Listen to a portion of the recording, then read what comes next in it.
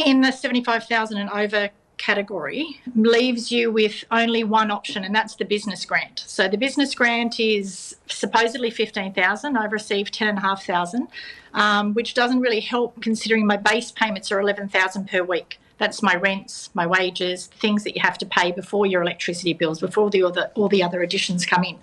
So I've now just spent about 55 to 60,000 of my savings in the last 5 weeks. When we get to the 9-week mark, it will be over 120,000 that I will have lost. And I'm not entitled to any personal support. I'm not entitled to the disaster payment. I'm not entitled to any micro grants. I'm not entitled to any weekly payments.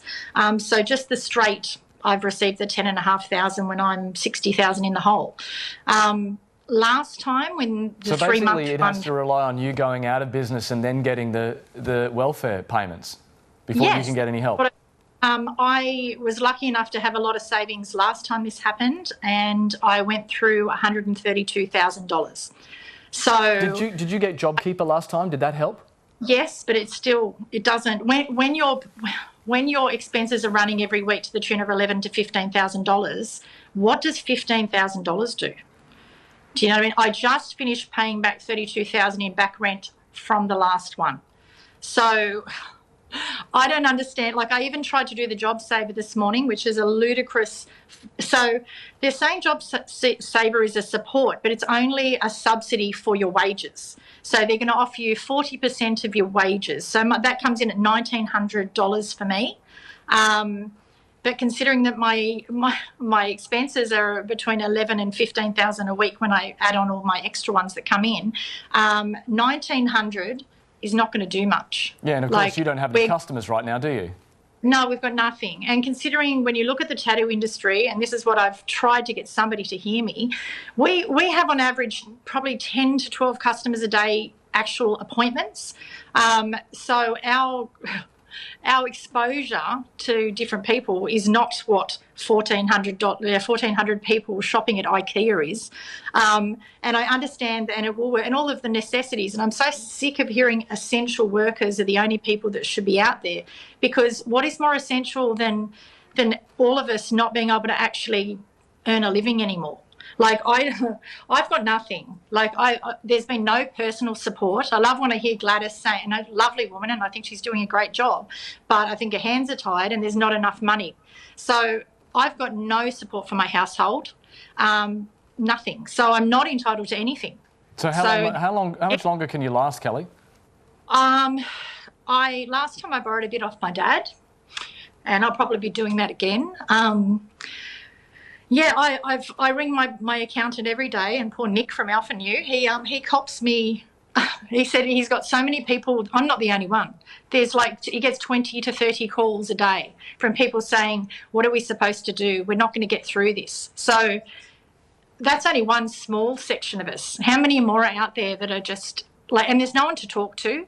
I make a joke and I write to Gladys every day on her site, and I say to my dad, it's like my diary. Dear diary, this is happening, because nobody gets back to you, nobody listens, and they don't care, because there's no feedback. There's no study of our industry to see whether we're safe or whether we're not safe. I mean, knowing that in our particular case, our cross-contamination, our barrier protection is incredible. There's no reason, I believe, to stop 11 people coming through our doors so we don't go under. Yeah. I don't understand. And the more you hear from the studies, they say that the lockdown is not the answer. I think there's certain issues to it that I think maybe do help, but as a whole, to close people's livelihoods and to stop anyone being able to support themselves is not the answer. Well, I'm sorry you're under so much pressure, Kellie. It must be a terrible feeling. What do you think needs to happen? What's your message to Gladys Berejiklian and Scott Morrison today? Well, the one thing I was thinking is if they actually had a panel of experts that would sit down with all of the different organisations, leaders, and find out what our organisations actually do to find out if we are a risk, if we can put COVID plans together. It's like they've obviously sat down with the construction industry and they've probably worked out how to keep their people safe. So to not even listen, to not even realise that you've left a big hole in your support. Like, so anyone that goes and has a job will get their, now it's $375 if you've lost a day, and it's $750 if you've lost an entire week of work. I get nothing, not a cent. How does that even make sense? Like, I've got 3 children, I'm on my own, and we have no income coming in now. So the 10,500, because it's not 15,000, they actually have to make us work for that. Like, I have to reapply and tell them why I need it. So we're not getting 15,000 at all. And yeah, I've been turning over about 11,000 a week, just trying to stay on top. So where is the support for small business? Yes, like individuals within us, the minute you have a small business, there is no individual support.